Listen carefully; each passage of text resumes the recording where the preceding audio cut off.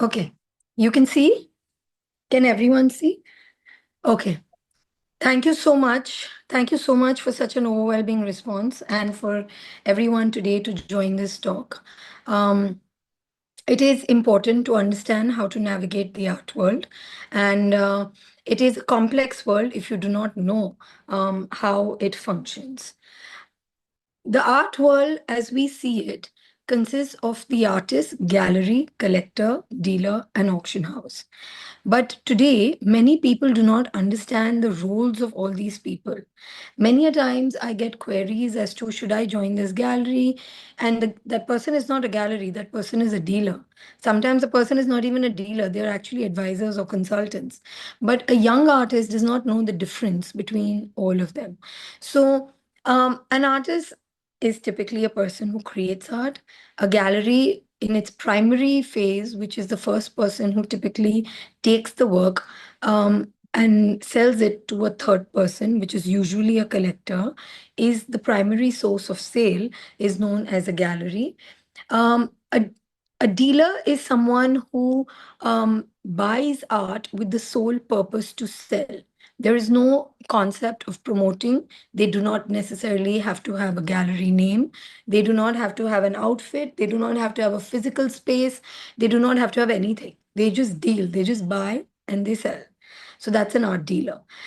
Every art dealer, every gallerist is an art dealer. Every art dealer is not a gallerist. So I hope you understand the difference between the two. Same with, I haven't added this, but consultants and advisors.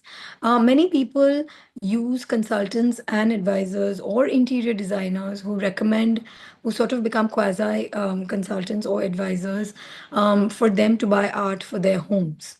Now, these consultants slash advisors slash interior designers go to galleries, or which is the primary source, or to the artists directly sometimes, and buy art for their clients. Again, they are like dealers. Their role is advisory, and they are most of the time facilitating artworks to be sold for a sole purpose of home decoration or collection building. So they work differently from dealers because they don't necessarily buy art to sell it. They mostly facilitate art buying. So that's another role that one plays. And last of all is an auction house, which is a secondary art market.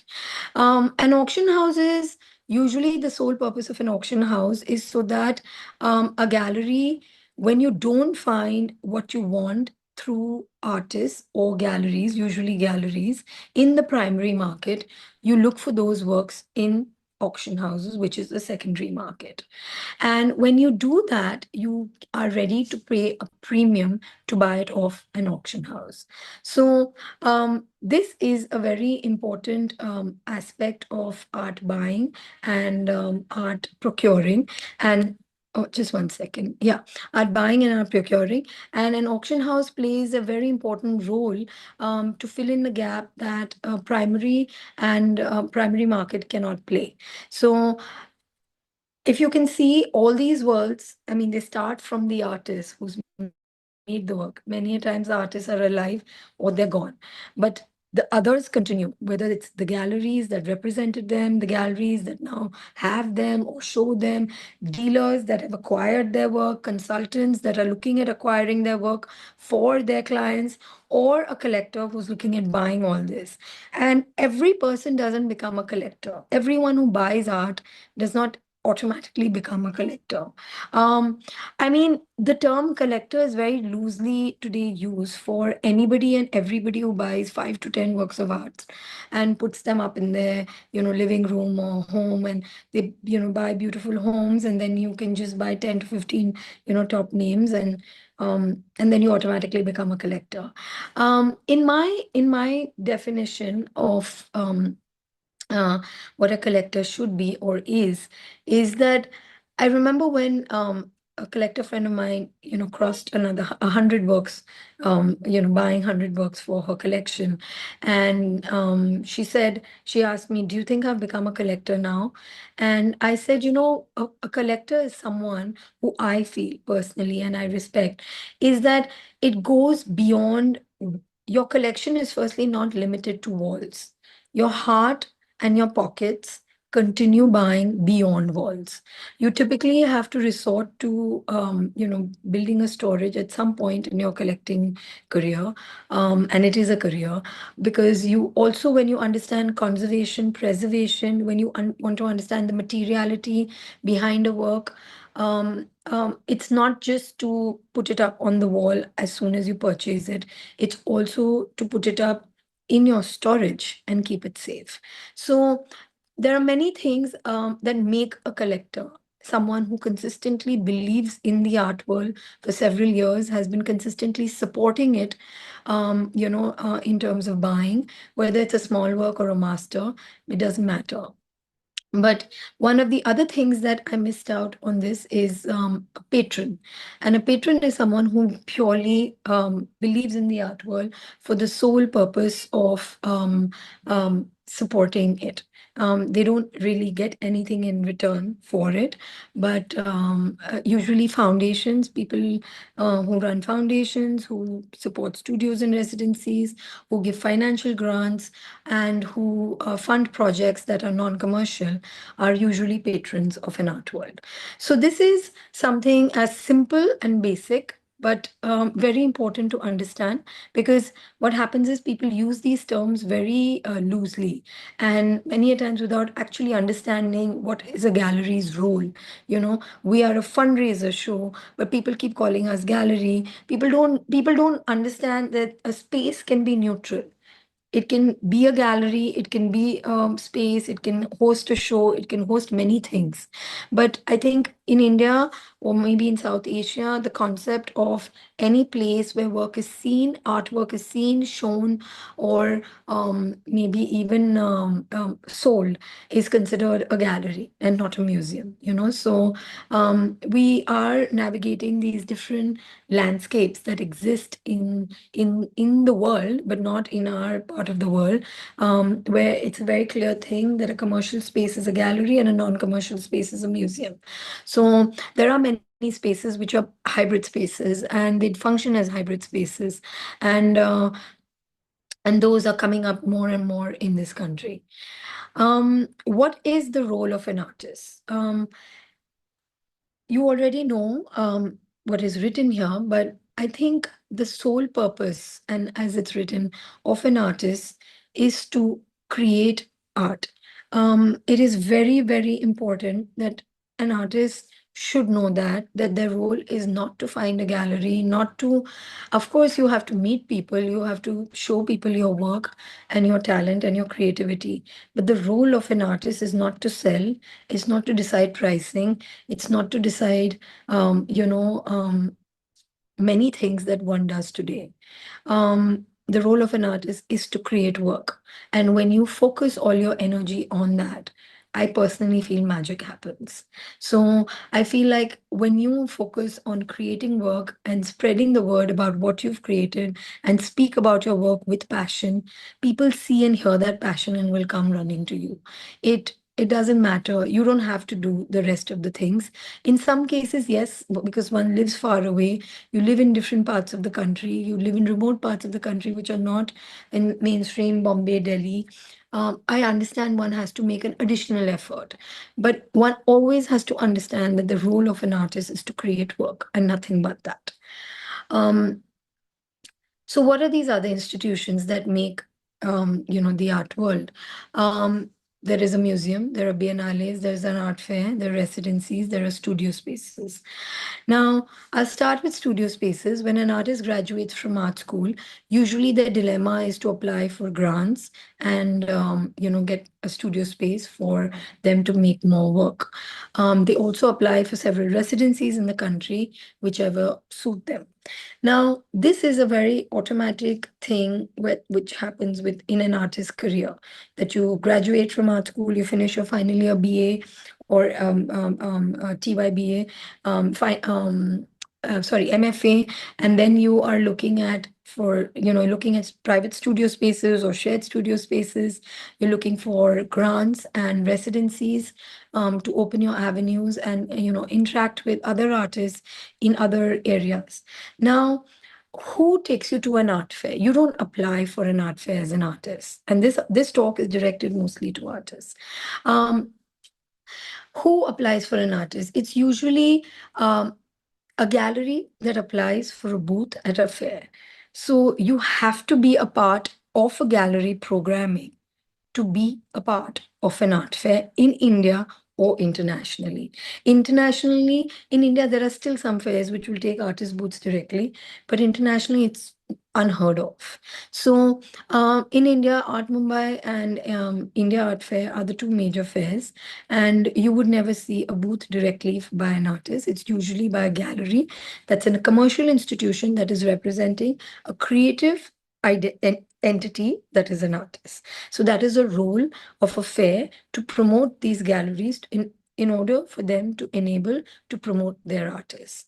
A biennale and a museum both are usually not-for-profit institutions, and art fair is usually studio spaces, residencies, biennales, museums, all are not-for-profit spaces. No matter how they exist in paper, usually they are trust societies or NPOs, which is not-for-profit organizations, but they are not for profit for sure.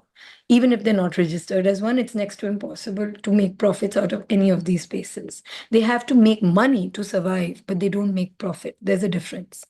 An art fair is a pro-profit and a commercial entity, and its sole aim is to promote art, but also to make money for the fair. So there are various stakeholders in these fairs who are not art lovers, and their primary aim is to promote, of course, art from the region, if they're international people, international stakeholders, but it's also to make money. So it is a commercial entity, just like a gallery is a commercial entity. They have other roles, which is to promote art, but primarily their role is also to make money.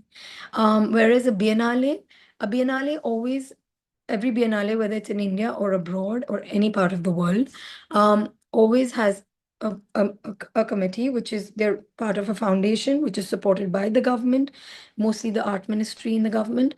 This foundation has a board of trustees.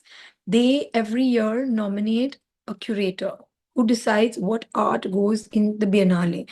A biennale usually happens once in 2 years, which is what it's called biennale, which is biannual. It happens once in 2 years anywhere in the world. There are triennales as well, which happen once in 3 years, and like the Asia Pacific Triennale. And of course, one of the most important biennales. Now we have, I think, three. We have the Chennai Photo Biennale, which is a photo biennale in Chennai, and we have of course, the Kochi Biennale in Kochi, Kochi Mujeres Biennale, and we have the Bengal Biennale in Calcutta and Shantiniketan. So we have three biennales in this country, and all of them have been started by not-for-profit organizations who have nominated curators, who have no agenda but to put forth Indian and international artists together under one roof in the city of the Biennale to showcase art from the region. And typically, it is from their own region and, of course, others to create a dialogue. So, that is the role of a Biennale. Again, you do not get to choose to be in a Biennale. It is only the curator who decides who goes into a Biennale. Not a gallerist, not anyone else, but the curator of the Biennale. It's a very important role and it's taken very seriously in most countries. Um, a museum functions differently in India versus international museums. Internationally, particularly in America and UK, museums have acquisition committees where, like I'm a part of one, but like where they have these committees to buy art from the regions that the committee members belong to, who put together corpus to buy for the museum from their region. Whereas in India, museums have a sole, India or Asia, and most museums in the world have a sole purpose of showcasing art and heritage from their country.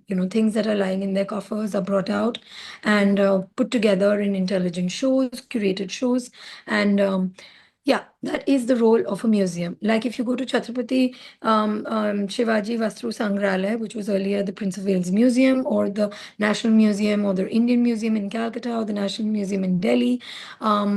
These are some of the oldest museums showing flora, fauna, artifacts, bronzes, sculptures, heritage from our country, depending on what the museum has, botanical drawings. There's so many things. There's Asiatic Library, which has books. So these are all forms of museums which have things that you can't ordinarily find, and they are basically the reservoirs of they function as reservoirs of our cultural heritage, and they keep that together. Now, another thing which is not mentioned here is these are all public museums that I've spoken about.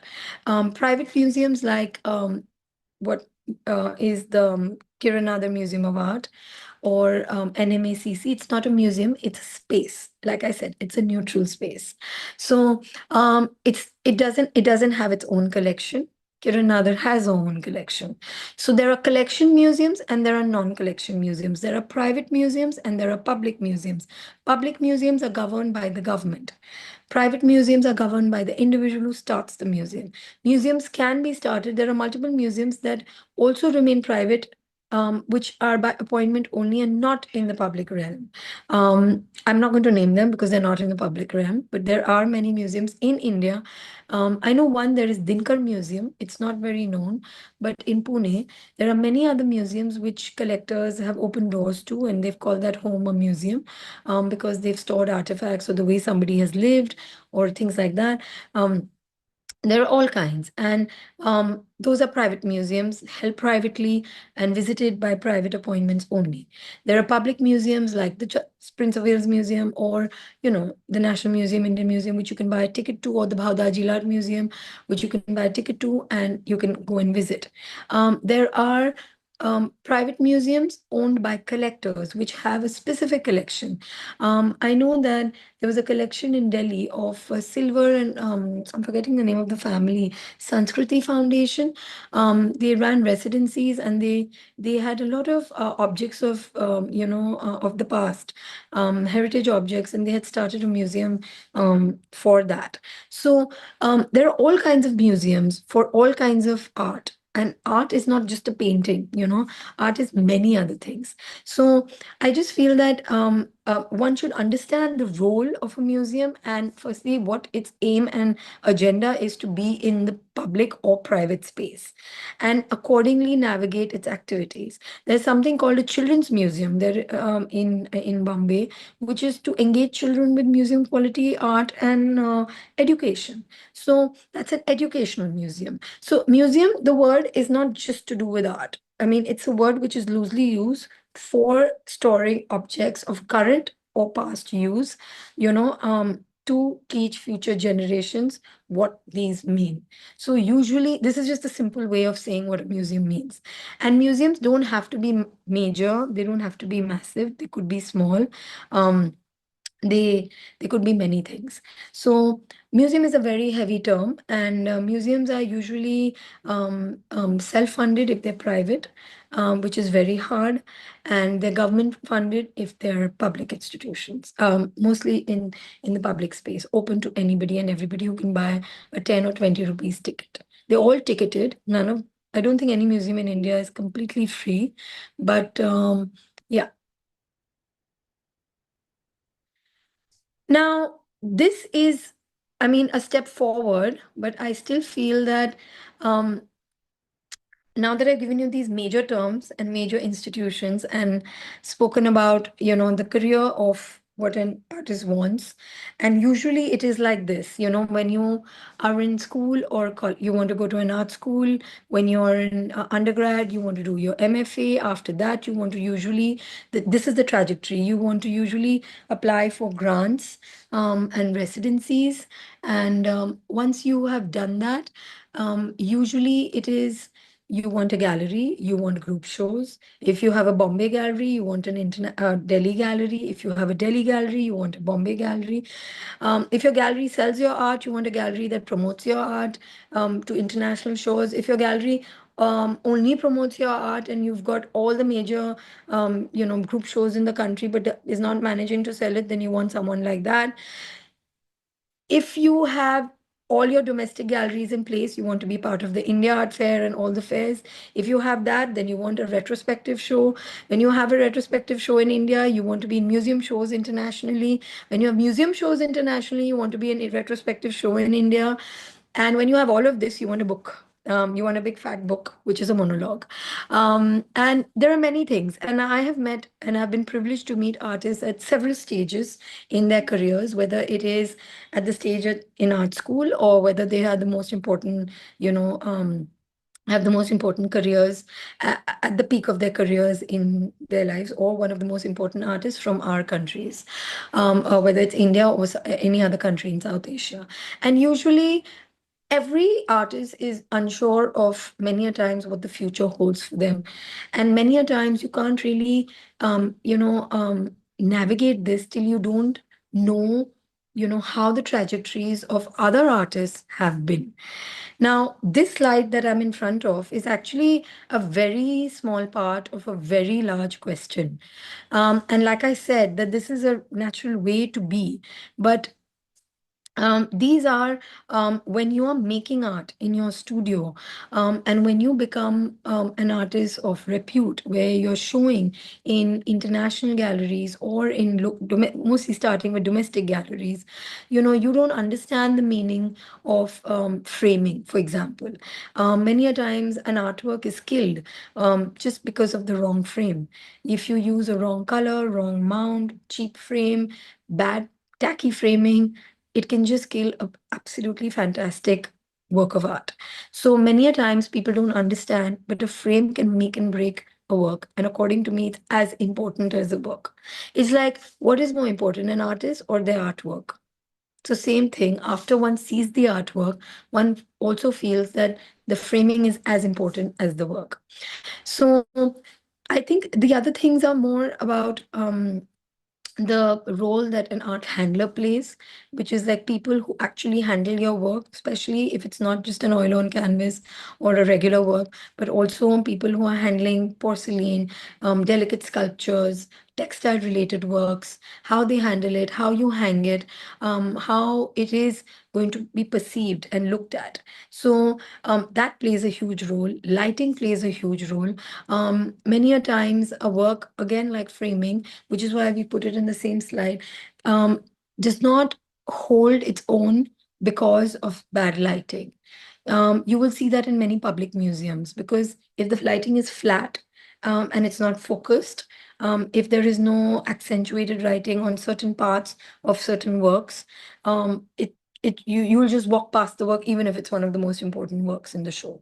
So an exhibition designer decides how the work is to be hung in the show, and that also, if you have a good exhibition designer for your show, it makes a huge difference. So many times when one is doing a solo show, or solo show particularly, of course one leaves things to their galleries, but and it's nice to do that when you have a gallery that's good enough, that who can handle the way you perceive your work to be seen. But many a times what artists lack is, like what I said, is your whole sole role is to create. But once you create, it is also about how you perceive it to be seen, in what frame, in what light, in what wall color. If it's required, you don't have to slap a wall color just because it's a cool thing to do. No, it's not like that. Also, how should one handle it, leaving behind a manual? Does it have special hooks? Does it have a special hanging system? I think when artists focus on these kind of small things, also the kind of shippers they use. So many times we have received works I mean, I cannot believe someone has spent so much time making a work and actually sent it to us completely destroyed. Like, whether the glass is broken or the frame is broken, they have not packed it properly, they have not paid attention to packaging. It's heartbreaking. And it also signifies about how seriously you take yourself and what you do. So all this is a part of making art, and it cannot be. You cannot just make art in isolation, saying, okay, I have made this work, this is done, now I send it, and I mean, my role is over. But I don't decide the framing, I don't decide whether it needs light or doesn't need light, I don't decide anything. Of course, people don't get into exhibition design and installing, etc. But how it should be installed, you can, give um, roots. Um, Also understanding these art world jargons, which most artists don't. I mean, I think one of the basic things today that we are struggling with is making an authentication certificate. We still give out handouts as a foundation from the time we were running a residency till today, um, which is like a dummy authentication certificate, which literally tells you why you should name your work and not call it untitled because you're lazy, and if you call it untitled, please call it untitled 1, 2, 3, 4, 5, and not just all of them untitled. Why you should not use mixed media on canvas or paper? Because when you're restoring a work, one needs to know what the work means. You could have used wood, you could use, ply, you could have used acrylic, you could use oil, you can use metal. There are 100 things that you could have used in mixed media. So many a times artists just, give a blanket mixed media on paper. What does that mean? You could have even used a print, you could have used a cyanotype. We don't know. So when the person is buying something or understanding something, even let alone buying, you have to give a proper medium. So sizes are wrong. I mean, one doesn't know the meaning of length into breadth into height. That is a normal way of measuring an artwork. And many a times even years are wrong, because sometimes an artist may have started a work, we're in 2025, you've started a work in 2019 in the pandemic, but you actually close it now in 2025, but you don't put the year as 2025, neither would you put it as 2019. You would have put it as 2019 to 2025, that it took you 6 years to make this work. Maybe you didn't actually do anything on any day, but on one day in 2019, on one day in 2025. But still, the range counts. So I think these are very small things that go a long way in understanding what is in your mind. If your authenticity certificate is clear and you're not leaving it up to your gallerist or whoever is selling your art to bring in that clarity, it is better that you do that yourself.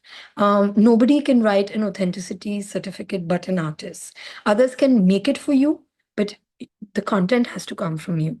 So including prints and edition prints. I mean, so all sculpture, mostly sculptures, have edition numbers, and all printmaking processes, whether it's a cyanotype or what are they called, oleographs or lithographs or wood, with um, wood block printing, all of these, anything that can have multiple editions. In terms of sculpture, you can make casts. So anything that can have multiple editions is typically open to editions and sizes. So edition sizes and numbers. So for example, if I make a work, a sculpture, which I'm not going to repeat again, then I call it unique. But if I'm going to make 3 versions of that, the edition size becomes 3 and the edition number becomes 1 of 3, 2 of 3, and 3 of 3. So it's very important to understand what is the size, which means how many works, similar works, are you going to make of that one work? Are you going to repeat it twice, thrice, 4 times? And usually it's even numbers. It's the more, I mean, usually they used to say that the smaller the edition, the more valuable the work. The larger the edition, the cheaper the work, but then more people have it. So many a times posters are of large editions, what you get at NGMA, and I don't know. I think movie posters, or in back in the day it was even these used to buy it from Archie's of actors and actresses. Those are all limited editions, but in art, lithographs and etchings, etc., all have edition numbers. Now, a delivery challan, e-way bill, and proforma invoice is and tax invoice is something which is post sales. So pre-sale, it's very important to understand the meaning of these things and be able to use these words. Please, I mean, you're born in the Google generation or now the Chat GPT and AI generation. All of you can just ask AI, what is a print? What are the various forms of printmaking? What is an edition number? What is an edition size? And learn more. But it's only your death and it's only your fallacy, or it's only your, what you say in Hindi, murk. If you don't understand or try to understand what you're making and why you're making this, these editions, if at all. Um, when you sell a work and it's not been it's been paid for in cash, you don't have any invoices.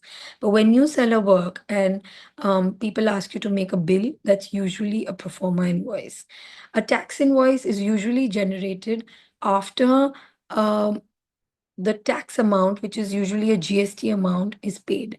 Most of you won't have GST accounts, so it doesn't apply to you. But I'm just telling you that a tax invoice is GST in India for art is 12%.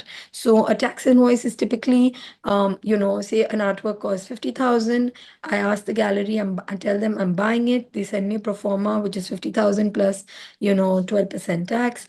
And once I pay it, they send me the tax invoice, which is usually when they deliver the work.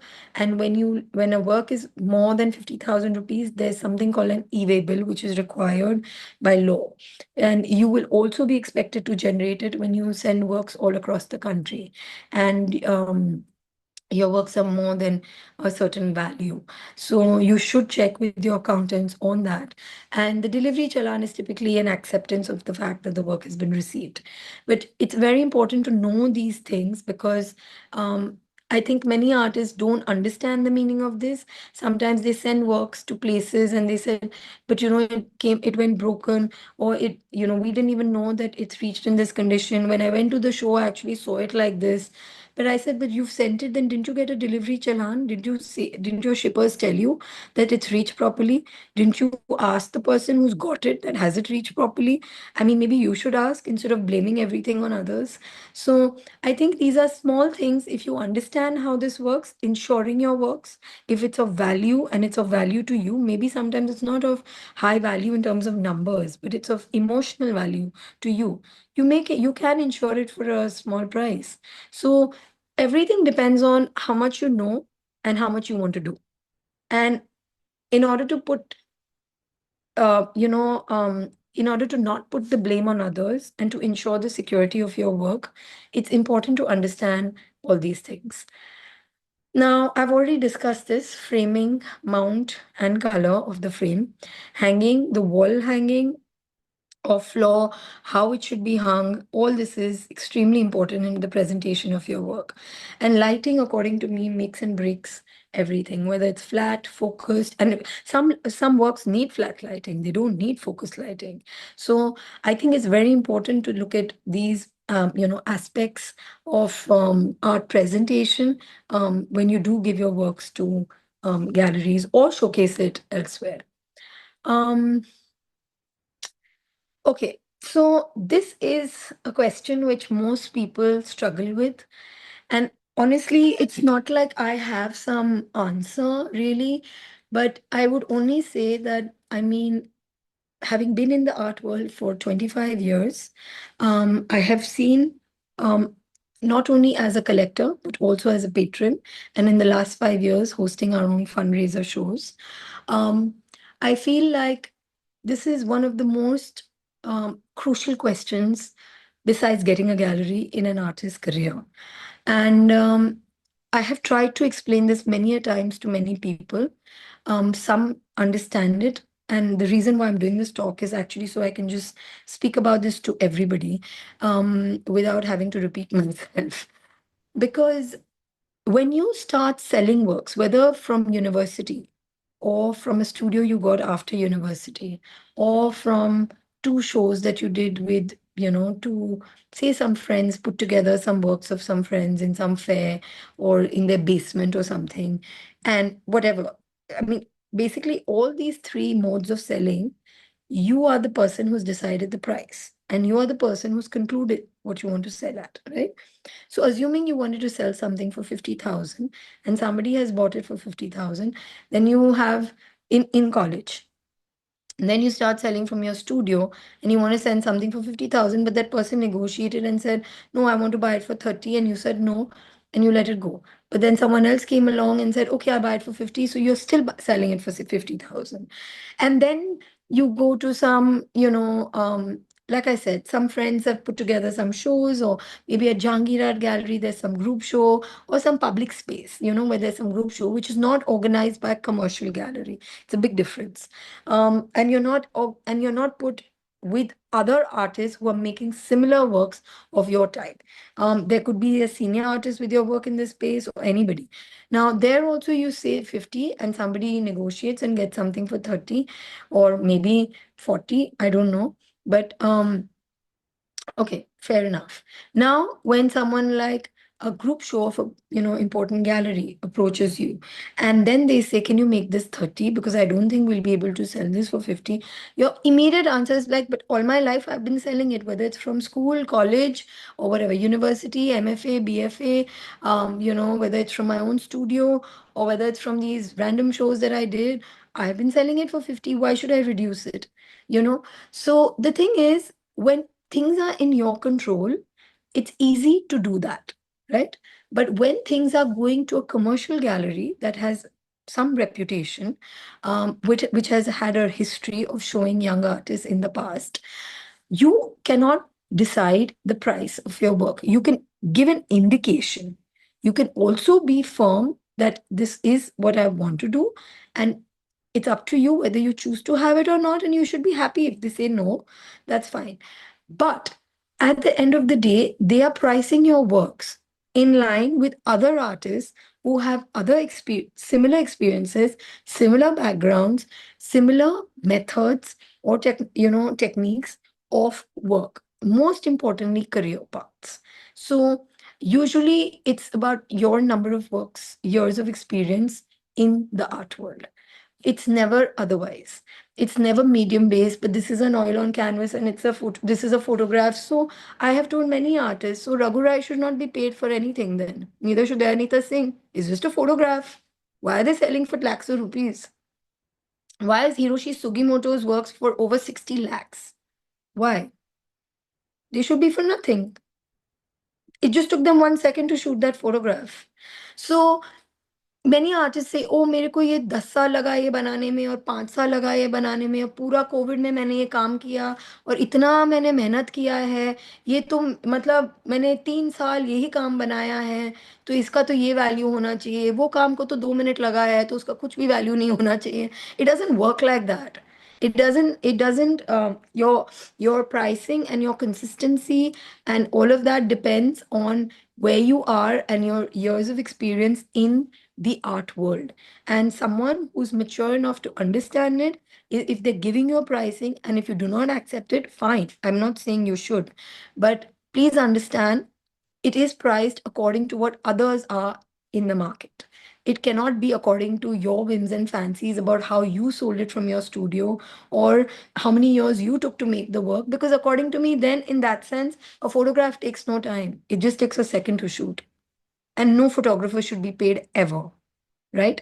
So it really doesn't have to be the way you think about it. Also, I feel, start deciding how you want to price it when you're already into the, art world for at least 10 years. I don't think till you've been around for enough amount of time, you should start. I mean, I think you should listen to suggestions. I think you should ask senior artists who have achieved something, and but I don't think you should take it so seriously. Aim of selling a work is to get your creativity out, is to get it out of the studio into as many homes possible. It is not to only make money. It is to make money, but that shouldn't be the only purpose. At least if you're in this talk, you know, um, it's it's the reach of your work more than the sale of your work. This is the way I believe. I have only encouraged artists to always just go and give works to as many people as possible for whatever price. As long as they cover their cost, it's fine.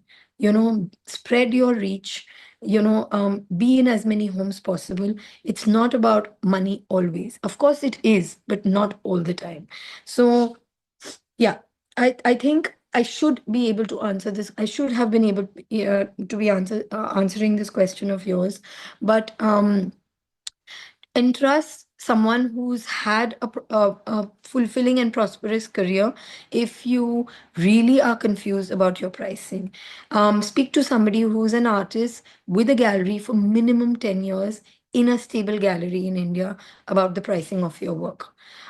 Because I do feel you should not short sell yourself, but at the same time, most artists just, I mean, extremely put very high values on themselves without understanding where the market is, because you're working in a silo, so you're working in your own space. You don't know, you're working according to how many hours, how much labor, and how many night spends have you made on that work. That's not the way the art world works. So there are many artists that are mid-career artists today who are selling at higher prices than even a Hussein. So there could be an average Hussein, which is a small work, and there is a mid-career artist who can be selling, or a similar small work for a much higher value. Right. I mean, not that Hussein is not known, and not that you can't price, but then they've achieved a lot more. Like I said, in the art world, than Hussein may have potentially have achieved in his lifetime, to have been able to sell a work as small as that, say 10 by 8 inches, for more than a price of a Hussein. So it's possible. But like I said, you have to look into many factors. So take the advice of someone who already knows everything, has been with the gallery for over 10 years and in a stable space, and has sold, through their gallery, and they should be able to advise you. Now, this is another dream question that most artists have in their minds. And I have spent, I think, a good better half of 2 decades now answering this question.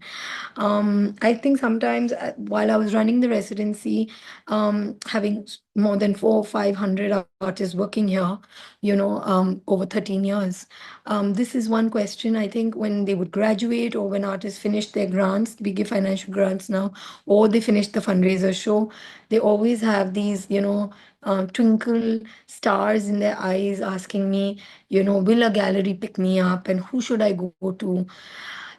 I mean, please understand, every gallery usually doesn't take more than 40 artists. We have a limited pool of maybe 40 to 50 good galleries in this country. And or maybe hundreds of them, I don't know, but there are lakhs of artists. There are not hundreds of artists. There are lakhs of artists who are graduating from art school every year, more like in 10,000 plus, right? So in total, it would be a lakhs or so graduating from all over India. Now, every gallery, if you see the top 5 or the top 20, they wouldn't even be taking more than one artist in 5 years, sometimes more, like 3 years minimum. 3 years they take one artist. So if you are going to send out, you graduate from art school and you're going to send out an email BCCing, CCing everybody you know in the art world, just going to some database, random database, BCCing, just the way you've done it, and said, respected sir, madam, please find my portfolio attached, with no context, no relevance, no art grant, proper writing, nothing, and you send it in the same way the gallerist just does select all and delete, exactly the same way. Just the way you spam their inboxes, the same way they delete their inboxes. Because we do the same thing. Because anyone who takes themselves seriously would not ever spam a gallery. Anyone who takes their art seriously would typically try and engage um, with galleries, in the sense that we have, say, a Mumbai Gallery Weekend. There's Art Night Thursday in Bombay. I think in Delhi there's Delhi Contemporary Art Week, and you can go for openings, right? So you go to galleries, sign up for their programs, see when are the openings, see which are the artists you like of that gallery, see what kind of artists they represent, see the kind of artists they like to show, and do you fit in that?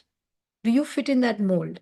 If so, then go for the openings of that gallery. See, go interact with the artists who are showing, engage with the medium, engage with the work, try and understand how that was made and all of that. And hence, what is it that, try and understand from that show, that what is it that that artist made that got them that representation, right? Um, if you were to fit in a gallery situation, or meet them, try and meet the galleries, befriend someone who works in the gallery or is an artist in the gallery, and get through the galleries. At least ask them for their email address or a card and say, can we send you a portfolio? And then write to them personally with a brief CV which has been edited, not just written like from your sleep, you know and not attaching all kinds of random things with no proper details of the artwork or anything. Invest in your presentation, invest just like I have invested in this. Invest in your presentation, in your PDF. Don't just send them works that are for sale. Send them your entire body of work. If they like it, they will call you and say, please tell us what is for sale. You don't have to send them any artworks with even prices. They are not buying your work, they're looking at representing your work. So I think it's very important you learn how to send a gallery an email. And after sending, follow it up with a message or a call, mostly messages saying, I hope you've received it, look forward to your response. And that is it. But if you look at saying sending the top 20 galleries and museums, sometimes people don't even know they're sending like literally Jahangir Art Gallery and email everybody, all in BCC and CC. And it's the most hilarious thing because I see everyone just doing select all and delete. So please don't do that. You look like a fool and you will be a fool. And no one takes anyone seriously when you write like this and don't make an effort to showcase your art in the right light. Not only physical light, but even digital light. So research the galleries you would like to approach and engage with the gallerists and their programmings. It's very important. Don't ask me. Don't ask, anybody you meet. मुझे कौन सा gallery मिलना चाहिए मुझे कहाँ apply करना चाहिए you can't apply to a gallery. No, and you can't ask someone what is which. You have to do your research yourself. There are 100 galleries in the country. Please figure it out what they do. Who are the artists they show? Do you like all the artists they show? Do you think their art, you think the galleries will like your art? Do you think it fits in their work? What is your homework? What is your homework for your talent? Nothing. You want to just take the shortcut and ask somebody straight away, मेरे को कौन सा gallery में apply करना चाहिए? Firstly, there's no applying. There's not some grant or residency, and no gallery is waiting for any email from any artist. If they are, they will call you up themselves. Trust me.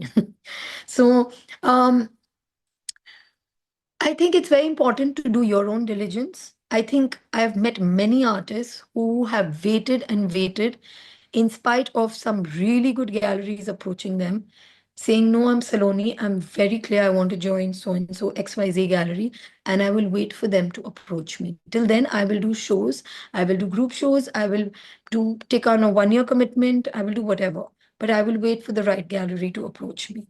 So I think when you know that, and when you know the galleries that you want, it shows your level of commitment and also your understanding of the art world and where you fit in it. Instead of asking, random people questions कि मुझे क्या करना चाहिए, मेरे को कौन सा gallery में अप्लाई करना चाहिए, इधर जाना चाहिए कि नहीं, ये गैलरी ने मुझे पूछा है इधर जाना. I mean, I think of course if multiple galleries are asking for your attention, then it makes sense to ask someone who knows and understands this. Like I said, again, use the 10-year rule, because till 10 years you don't understand the art world. Um, but if not, then please do your research yourself. See what are the programs, see what are the artists that have come out of the space, speak to them, see how the experience has been. And I think that's how you move forward. You have to do the dirty work yourself. If you rely on others, you will be axed one day. You will fall in a ditch so badly that you would not know how to get out of it. So I really feel gallery representation is as good as marriage. Can you leave your marriage up to your parents and your friends and your, I don't know, friends and parents? Can you tell them, hey, go find a wife for me, go find a husband for me? No, right? You'll have to date the person, right? You'll have to understand his family background. You'll have to understand many things about him or her before you decide to get married to that person. So a gallery also looks at you like that. You may not be looking at many things because you just found a gallery and you're happy and it just ticked one box and you're done. But if you don't do your due diligence and just fall for every gallery that comes your way, or they don't do their due diligence, then both people burn their fingers because gallery representation is as good as a marriage. So it's nothing short of one. And I think one should take this very seriously. Just the way you meet, your partner in a marriage, it's the same way you meet a gallerist for representation. And that's the same, with the same delicacy, both parties handle each other, and it's with the same respect they handle each other to make a marriage work.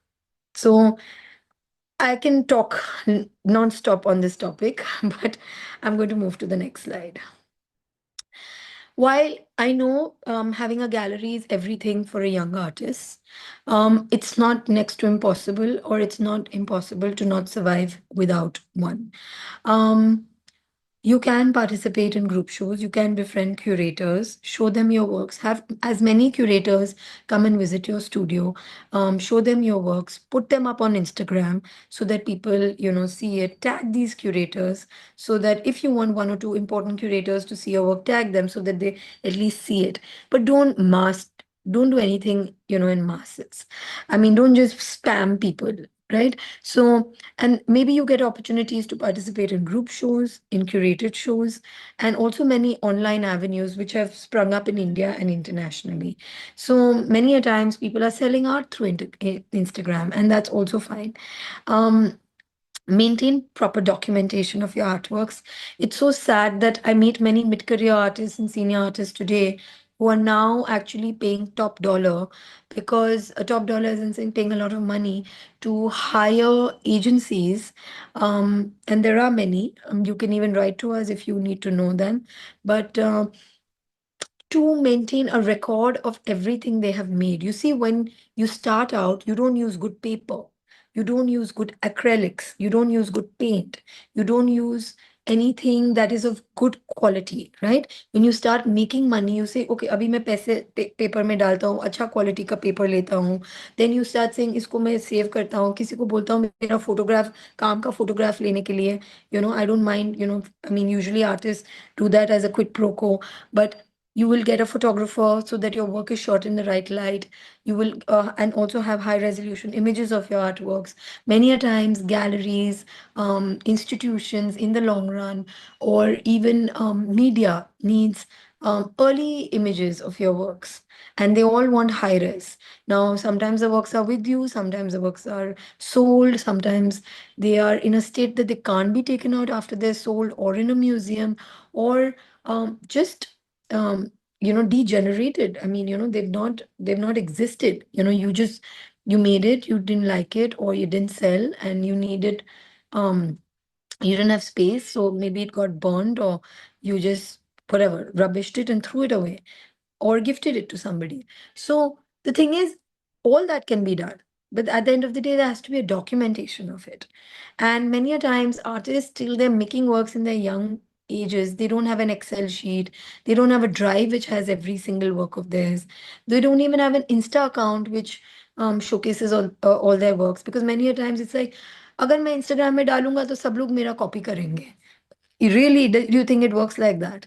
Because we have so many artists internationally of all kinds, and you don't know who you're copying. You know what I mean? So if you get inspired, trust me, every gallery knows if you're copying somebody, or you're making your own art. Most galleries are very well traveled. They know a lot about art, not just in India, but in Asia and all over the world. So if you are copying someone in Timbuktu and you think nobody in India will find out, only you're the biggest fool, nobody else. Everyone here knows everything. Even if your gallerist doesn't find out, someone else will point out and say, I'm sorry, he's copying him left, right, and center. And the gallery will disown you after that. So it's plagiarism and it's not allowed. So I think I've gone off track, but I think it's very important to be original. And I think it'll come up in the future sites, but it's very important to be original. And even without gallery representation, it's all the more reason to not, because you are representing yourself. So it's very important to have documentation, high-res images, write your bio properly. You're not in a village, you're selling in a city. Please don't write every Tom, Dick, and Harry show that you've done. Please write concise bios, not more than 200 words. Another 100, 200 works should be about, I mean, or depending what the artist, the gallery wants or that they want, but not more than 300 works. Instagram takes 300 words. Maximum should be 1,000 words for your CV and a brief statement about your work. And everyone cannot start with मैं गांव में थी और मैंने गायों को देखा और मेरे परदादा को देखा. You cannot be like that. Everyone cannot have village stories. Please, you have to understand your work has to move beyond that. Even if it is anchored in a place you live in. शायद ये गांव से हो, but everything cannot be like, touching the same story as many others before you have said. So you have to be careful about the way your story is said and how unique it is from others. I'm not saying you don't. I mean, it's not like city artists don't have the same stories. Half the artists in the city are paying, making works around construction, deconstruction, skyline, abstraction, and all of that. Because when you live in a city like Bombay, you make works like that. If it's Delhi, it's more colonial. So, I mean, of course, you're inspired by your city, what you see around you, and, you know, but it's also about how you talk about it, and it's also about how unique you are and original you are, and you're not cut pasting someone else's story. I think that's very important, and that's why if you were to survive without gallery, because when you get a gallery, mostly they put words in your mouth and they help you with shaping these things. But when you're doing this on your own, it's very important to keep a good bio, a good description of your artworks, proper documentation of them, which is high resolution images, whether they're sold or with you, for the press or otherwise. So there are many things you can do and approach curators. Approach important artists in the art world, tell them make a sizable body of work, tell them to come into a studio visit, and you see the magic.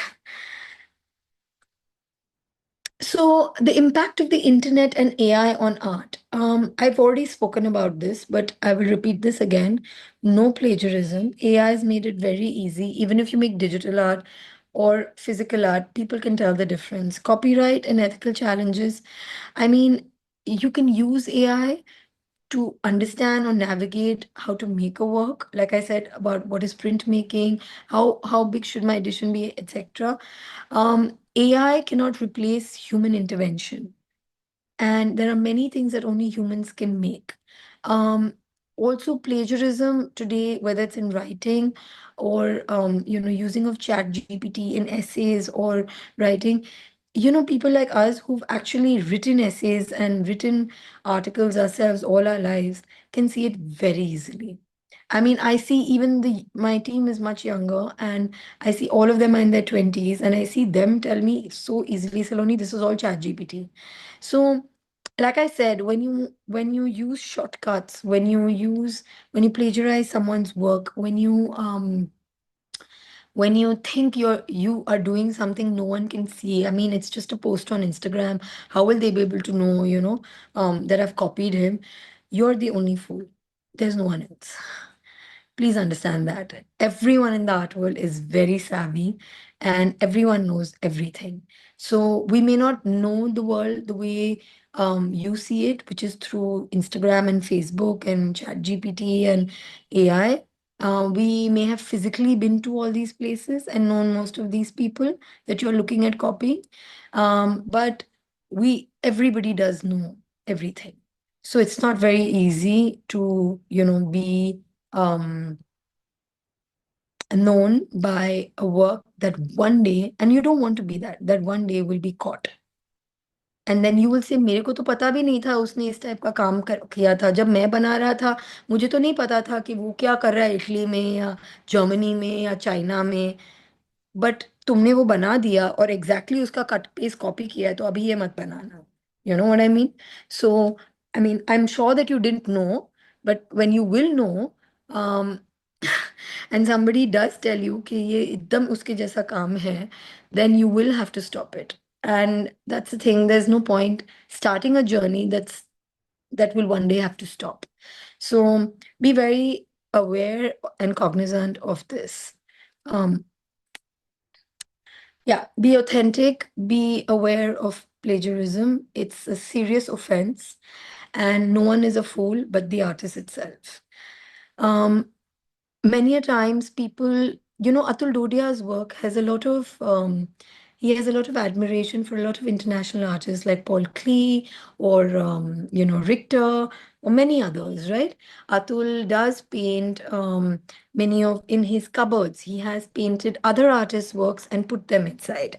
Now he's paying homage to them. He's actually naming them.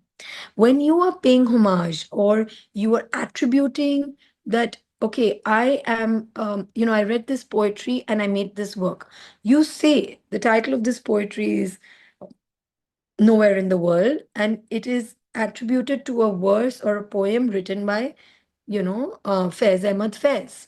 You attribute it to him. You don't use Faiz Ahmad Faiz's words and put them in your poetry and then say, this is mine, and expect nobody to know that. Even if he's Faiz Ahmad Faiz or not, as big as Faiz Ahmad Faiz. But you don't do that. And when you get caught, it's very bad. So, and many artists have got into this, whether they're directly copying an artwork or which and there are people knowingly buying it. There are people knowingly buying fakes. There are people knowingly making fakes.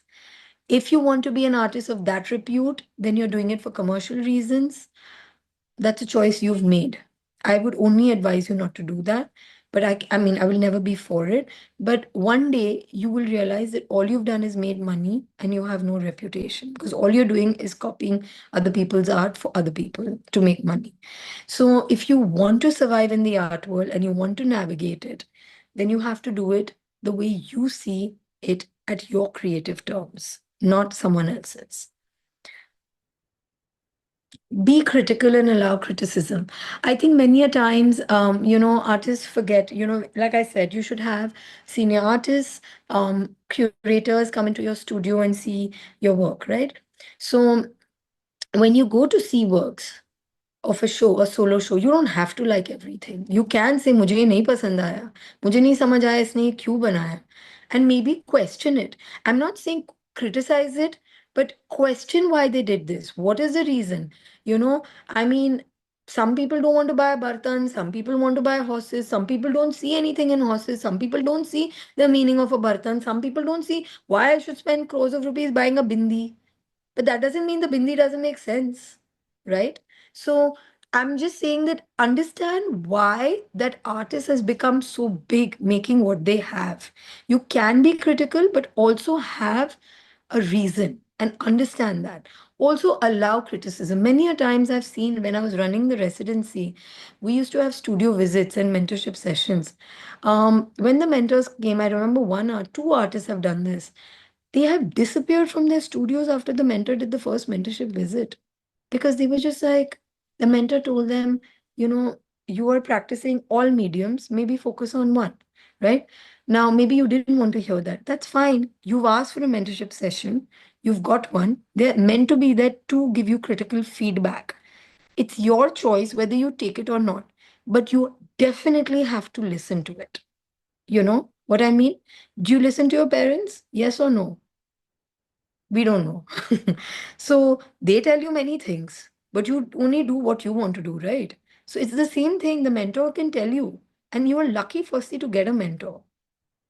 When you get a mentor to mentor you and they give you feedback, you could analyze the feedback, you could help someone else help you process it sometimes. I'm not saying everybody is giving you the best advice, but you don't have to not allow. Many a times they argue or they don't even hear the mentor's voice or even understand what they're talking about, or they're just so shut to criticism. Like it's just like what I'm doing is the best because I've sold a lot of works or whatever the confidence comes from. But there is no space for criticism. And let me just tell you something. No matter whether you're in art school today or you're Subodh Gupta or you're, I don't know, who is it, Jeff Koons, if you do not allow criticism in your life, it is the death of an artist. So everybody doesn't have to allow it from everyone, but every artist has somebody they go to vet what they're doing. Vet is as in, justify what they're doing, validate what they're doing. If you think what I'm doing is the best and you're not allowed for any criticism because you've survived the art world for 50 years or 70 years, that's the death of your career. because there is nobody who knows that cell phones were going to come out when I was in school. There is no one who knew AI was going to come out or ChatGPT was going to come out. There was no one who knew that there's AI based art. The moderns didn't know that you can hire a studio of 50 people to make 100 works for you. They didn't know that. They made everything themselves. So they didn't know that. But if they didn't adapt to the times, they would be dead and gone, right? So many artists, I've noticed this particularly with female artists. Male artists do not take verbal criticism well, and female artists do not take studio criticism well, which means whenever I've told them to hire assistants, नहीं मुझे सब कुछ अपने आप करना है, ये मैं अपने आप ही करूंगी. I can't hire people. They don't understand me. So what I mean, I've noticed this, and it's very easy for mostly male artists to have a lot of studio assistants and make a lot of work. And whereas female artists don't get around having any assistants, give no matter at what stage they are in their career. They just want to be making everything themselves, hands on. So it's a choice you make. I can count on my fingertips women artists who have studio assistants. It's very few and far between, and I'm not saying it's good. It's right or wrong. There's nothing called right or wrong. It all depends on where you want to be in your career and whether you want to break glass ceilings. It's not that you keep studio assistants and you will be breaking them, but you can be making more works if you do that, And I think when you allow for these changes to come into your life becomes better. But it's okay. I mean, I've seen this happening with many young artists in the 20s and 30s, and by the time they reach their 40s, they give up. They're like, I can't make, or then they just stop making works. They just make 5 works a year, which is fine. That's also fine. It's a choice you make. If you want to grow, you want to be in every biennale, you want to be in multiple international shows for mid-career artists, they have to need studio assistants to make that kind of volume of work. It's not easy to just do everything yourself, especially if you're running also a family, you know. Um, so I do encourage this, but I don't know. Sometimes this is what I mean. You have to allow criticism. Learn and share from others. It's very important to give feedback to friends who you're close to. And it's also important to learn from others. Always keep an open eye and an open ear. Also, making art, like I said, as an artist, your sole purpose is to create. But that doesn't mean you don't see others' creation. Many a times artists do not even go land up. I ask them, आज ये हफ्ते shows जो चल रहे हैं इधर बॉम्बे में देखे कुछ नहीं. We've been so busy making work. But why? Why can't you take one day off in 2 weeks or maybe a month to see all the gallery shows, engage with them, go for an art night Thursday, meet some other people, understand where the art world is going, see who's coming. Maybe you'll meet some collectors, maybe you meet some galleries, maybe you'll meet some important artists who don't live in the city, who you've admired. So I think, and or maybe you'll have some conversations which you wouldn't have had otherwise. So I have always learned, I mean, in my entire 20s and 30s, I've learned a lot by going for these, two galleries or museum openings where I have engaged with many people who, are not a part of my daily life. And there's a lot to learn from them. And, you just have to be open as a person. That's all. Apply for grants and residencies. Do not only think of getting gallery representation and pricing your works from the studio. Please think of more things in your life, which is learning, and apply for grants and residencies. The chances of you getting a gallery will also be higher because you've seen other artists work, you've shared a space for 3 months or a month, you've shared experiences, you've shared a platform of engagement, you've shared your voice and you've been heard. Many of these residencies and grant making institutions have many other um, ways of involving one, and I just feel like the more you do these things for yourself, the better your life will be. And don't give up. We've had two artists in the last 2 years who've been applying since the grant started. I'm not going to name them, but last year one of them got it. he's been applying since we started the grant in 2019, right? So 2019 to 2024, he finally got the grant after 5 years of applying. So many a times people are very headstrong. They want to get it, they will get it, and they know that this is the only way forward. They don't give up hope. And I really admire them because I'm not even on the jury of my own grant. So I've really admired them. And the only thing is, because I do see all the applications, I did tell the jury that this artist has applied for the fifth time in a row. And it's strange because I've seen his works from the time he started to till 2025, 2024, and it had changed also significantly, which is why then the jury didn't notice, and now the jury has noticed. So don't give up. Apply, and the more you apply, don't be disheartened कि ये साल नहीं मिला तो अगले साल क्या फायदा, मेरे को क्या सीखना है उधर से, मैं तो ऐसे ही दो लोग से बात करके सब कुछ सीख लूंगा. It doesn't work like that. बहुत कुछ सीखना है, नहीं तो हम लोग ये करते नहीं ना. सो और जो जिनको ग्रांट और रेसिडेंसी मिल रही है, वो लोग आगे बढ़ते नहीं. सो वो सब आगे बढ़ रहे हैं. सो आई फील लाइक अगर नहीं भी बढ़े तो दे विल अंडरस्टैंड कि that is not their place in the art world. कई बार हर लोग हर everybody who graduates from or gets a grant or graduates from a residency, everybody is not going to become a star. It also depends on how you use that knowledge and make yourself bigger and better. So or make your work more or make your work more exciting. So do apply, don't think. I've already mentioned this, don't spam galleries. The way you put BCC and CC and two to all, the same way they delete all. They also use the function called select all and delete all, which means everything that they don't know is just goes in the bin. So you are a nobody when you're going to be sending emails like this to any gallery. No one is ever going to respond to you. If you've already done it, please don't do it again. And please understand from someone, do a art writing course or befriend somebody who's done that, who's a good writer, and learn how to make your CV, attach your works on a PDF, have high resolution images of your works, work on yourself, work on your art and how you want to showcase your art. Don't do this spamming of galleries and just randomly, sending catalogs to everybody. It doesn't work. They all throw it in the bin. Befriend instead an artist of a gallery that you admire, that you want to be a part of. Befriend one of the artists in that program and tell them to come and do a studio visit and see if they like your work and what they say about your work. And then you go and, then they will go and tell the galleries if this is worth it. But that is more important than spamming people.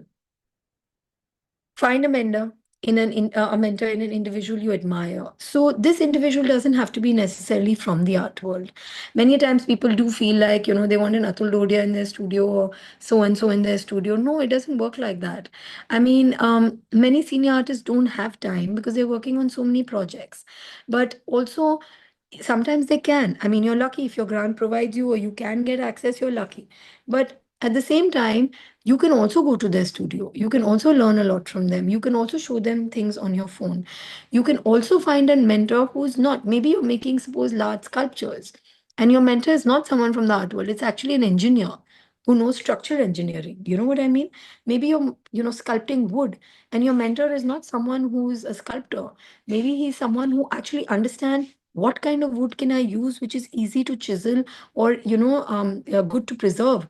Should I use what's it called, sleeper wood, or should I use Burma teak, or should I use a ply, or what should I use? So you don't have to find someone in the art world to mentor you. You have to find a mentor who understands your practice, understands the way you think, understands your creativity or your madness, and that individual in you, and someone who you look up to.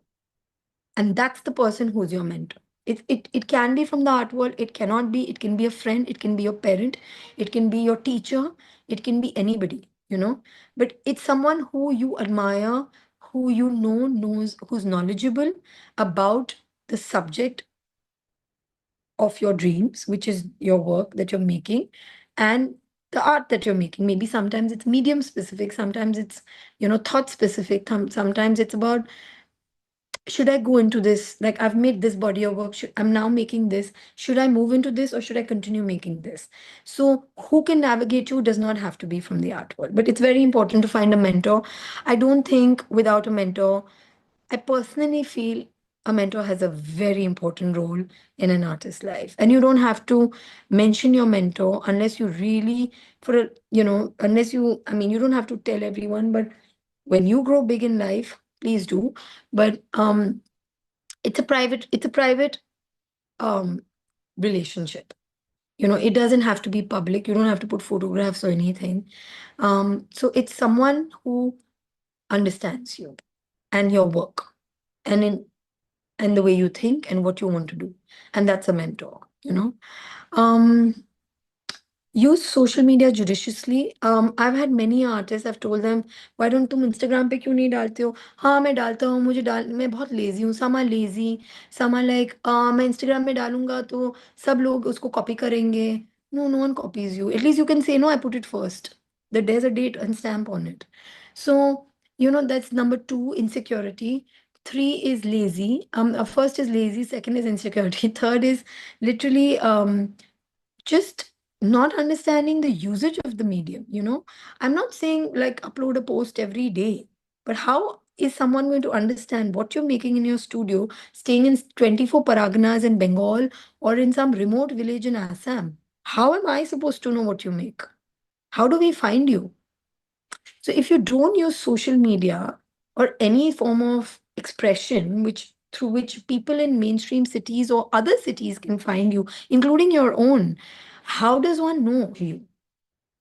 So either you get your work out or you're exhibited or you're on social media or I mean I really don't know why sometimes artists don't have a social media profile where they have zero artworks on their profile. Because actually that's one of the best ways galleries many a times look up artists. If I tell them, look at this one's work, if I've shown the artist, it's one thing, but the next thing they do is they'll Instagram them and they follow them on Instagram and then they keep following them. So while I'm not saying you have to post every work you make and on Instagram, but I'm just saying you can post your influences, you can post something that you saw today, something that you thought of today, and sometimes once in a while also post details of your practice, making of your works, or anything. I mean, but at least one should be able to see your work. So I think you should use social media. I sometimes tell artists, please post, and sometimes I'm like, please don't post for one more month now. So it's you need to know how to find a balance, and also it's not only about putting up everything that you've made in the studio. Have another means of earning money, and this is a very important part of um, an artist career. I do feel that there are those who are privileged who can make art and not bother about whether the artwork sells or not. But most artists need to make money out of their because they don't come from privileged families. Now, while I understand that, I also tell many a times, if you are a graphic designer, you're making art, you're a graphic designer, go work somewhere, go learn something somewhere. Many artists have worked in studio residencies, grant making organizations, or as interns, or as many things, what is it called? Their studio help for senior artists, just to make some money and learn something different. So if you're making work that is more labor intensive or more जिसमें बहुत पैसा जाता है कि you feel के मैं अगर इसको बेचूंगा नहीं तो I don't know मैं how will I survive. So then take up a job, take up something in the art world. There are many things, but be consistent with what you do. Take up a job for at least 1 2 years, 3 years, till you've had time to do your work. And then when time comes and you get shows or something, then go ahead and do that. You know what I mean?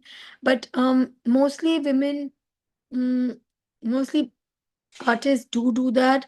They get dissuaded, then they stop making art, then they run away somewhere, then sometimes some of them take up jobs. I feel like there should be both things should happen parallelly. If you're getting opportunities, why not? If you're able to sell, great, then don't take up something. But if you're not able to, have another means, because you can't put all your eggs in one basket. Tell your story genuinely and own it. I feel it's very important that every artist has their own story and they are their own creators of their own work, and you should say it also the way it comes to you. कई बार I mean, हम लोग encourage करते हैं कि everyone speaks in Hindi so that people understand. Though we do have jury members जिनको हिंदी बिल्कुल नहीं आती है. So कई बार मैं artist like जब whenever I'm doing Zoom calls, I tell artists you can speak in Hindi, that's fine. I can speak in Hindi. I can understand Hindi easily. I can't speak fluently, which is a challenge. But I can't speak fluently, but you should express it the way you want to. Always in the original voice. मतलब अगर आपको हिंदी में बात करना है और हिंदी में अपनी कहानी बोलनी है तो हिंदी में ही बोलना चाहिए. Of course कि अगर आप कन्नड़ा में बोलेंगे या बंगाली में बोलेंगे तो बाकी सबको किसी को नहीं समझ आएगा. बट इंग्लिश या हिंदी में बात करना हमारे देश में अलाउड है. मतलब अगर हिंदी में किसी गैलरी को बताना है अपनी स्टोरी और वो जो अंदर से जो बताना है वो हिंदी में ही बाहर निकल सकता है तो please go ahead and talk in Hindi. English में मत बात करना. डेफिनेटली कोई भी मतलब सुनेगा तो अच्छे से समझेगा हिंदी में. सब गैलरीज को हिंदी आती है. नॉट कि सिर्फ दिल्ली वालों को, इधर बॉम्बे वालों को भी आती है. So it's just that it's very important that you have to tell it in your own language and you have to tell it genuinely. um Add value, be unique. This is add value to your life and be unique in terms of what you do and the work you make. I think in the world full of so much art and so much creativity and so many mediums that have come out today which didn't exist in the past, I'm surprised sometimes, laser cut art and porcelain art and printmaking that involves the usage of 24 karat gold and using of construction materials in sculptures and in its rawest forms. Or of course many artists make their own pigments for paint. But when you have a unique story to say, it's so nice to hear because you don't know that what you're saying is never been done before. So the thing is, just leave whatever you think of, whatever you want to do, think of it, do it, show it, and own it, and leave it up to the others of how they see it and take that feedback in. But don't ever be shy about using new things or new experiences or new mediums just because किसी और ने ये नहीं किया है. सब अभी so there was a time जब सब आर्टिस्ट ऑयल ऑन कैनवस बना रहे थे. उसके बाद सब पेपर वर्क चालू कर दिया. फिर उसके बाद सब ने स्कल्पचर चालू कर दिया. मतलब कुछ तो बनाना चाहिए. फिर सब ने वीडियो भी चालू कर दिया. So some once I went to retrospective show of one artist. उधर कुछ कैनवस था, कुछ पेपर था, कुछ स्कल्पचर था, कुछ वीडियो था. It was a khichdi, you know and that's not the way you should be. If you're known as a sculptor, stick to being one. Be unique. Don't mix mediums just because it's cool to be like doing printmaking and sculpture and this and that. No. if y- it's about what you want to express. Medium is just it's just a medium to express it. It's a way. It's a way to express your thoughts. But if you want to draw a tree, paint a tree, weave a tree, embroider a tree, or make a tree in wood or metal, sculpt a tree, it's up to you. It's about what is that tree telling me is and why am I getting emotional about that tree is what matters to me. Whether it's through your drawing or it's through your sculpture, it doesn't matter. A is medium is the method. I mean, it's just a way of communicating your thoughts. So don't use medium as like मैंने काम इसमें भी बनाया, इसमें भी किया, ये भी किया, वो भी किया, आप मेरा ये भी देखिए, मेरा फिल्म भी देखिए, मेरा स्कल्पचर भी देखिए. ये कोई सब्जी मार्केट नहीं है. So please just stick to one thing and find people. I mean, this is one of the person who left the studios because she was making everything and the mentor said, why don't you stick to two mediums instead of just running yourself into 15 mediums. And she couldn't believe that somebody actually said that to her and she ran away, which is fine. She'll find herself. But I'm just saying that stick to things that express your thoughts the best. And I think on that note, this is the last slide. And we can keep this open to maybe 5 questions, and that's about it. Thank you very much. I hope you enjoyed this as much as I've enjoyed presenting it.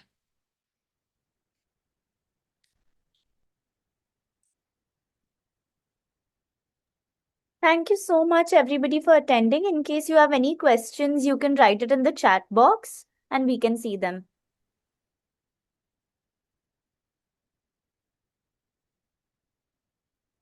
Okay, I can see some questions already. What do you mean by educational experience here? So, educational experience normally means a BFA, MFA. Um, it usually artists, that's what they do. Somebody has also written, is a lack of BFA, MFA a huge disadvantage, and how can a artist without a degree from art school navigate the art world?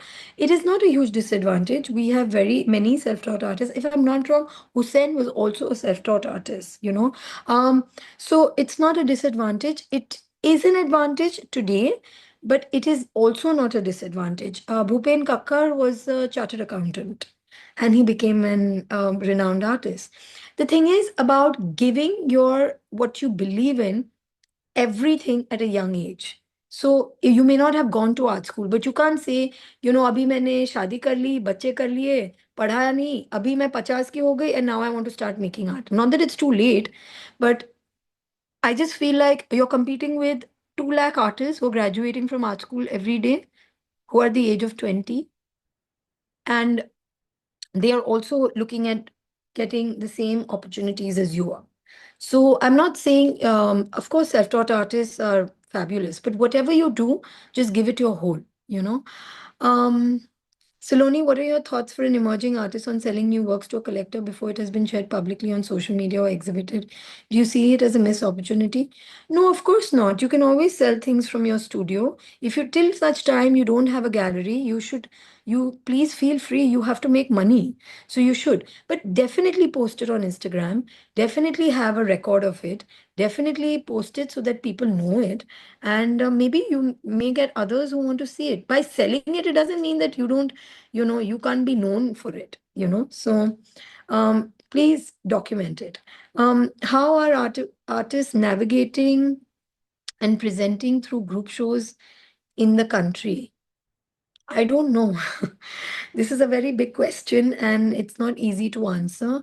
But I'm sure the ones who work really hard, the ones who've understood what all I've said so far, find some success in getting what they want. I'm a ceramic artist. If we sell directly to the client, does GST apply and any limitations on quoting a deserving price without GST? Of course not. GST usually is applied to you and you need a GST license if you have sales from your studio of over 5 lakhs, if I'm not wrong. So if you're selling anything, if you've crossed your income has crossed 5 lakhs or your profit has crossed 5 lakhs, that's when you apply for a GST number and a GST license. And after that, you make tax invoices. So it's not like when you feel like and you just throw a GST. It doesn't work like that. You have to be eligible for GST, and that you'll have to find from your accountant. Some foundations are funding more avant-garde practices that go beyond the scope of the market. Can we know a bit more on the role of foundations in a country and ways to approach resources for artists who work in performative mediums or go beyond traditional buying and selling dynamics? I think that's a very important question. As a foundation, this is why I don't sit on the jury of my foundation because I think it's very important that there is a jury that understands alternative practices. Um, most of the um, most of the most of the grants that we have given are keeping in mind that artists need these opportunities to navigate non-traditional, unconventional ways of expressing, like performative arts, like even certain sculptures, installations, large works. And I think all the jury members, and I can only speak for myself, but oh, as a foundation, whoever I've selected as our jury members have been very sensitive about it. In fact, they are very particular that they don't want to choose artists who can become commercially viable on their own. someone who can get a gallery, can get an opportunity. They're like, why give them? Let's give this person, because they won't get this. So, as you said, ways to approach um, resources would be grants, which see the previous grantees, see what they are doing, see who they've given their grants to, and accordingly, you know, um, accordingly approach the grant and apply for it. Hi, Saloni. How important is it to have consistent theme in your works? What if the medium remains the same and the overarching curiosity is the same, but different bodies of work look different from each other? It's absolutely fine. Just don't start painting horses today, tortoises tomorrow, and giraffes day after, and some every animal in the art world every year.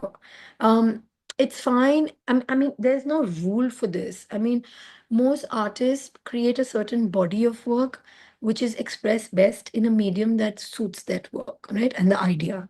And you can change themes, but explore a theme to its fullest before you start changing it.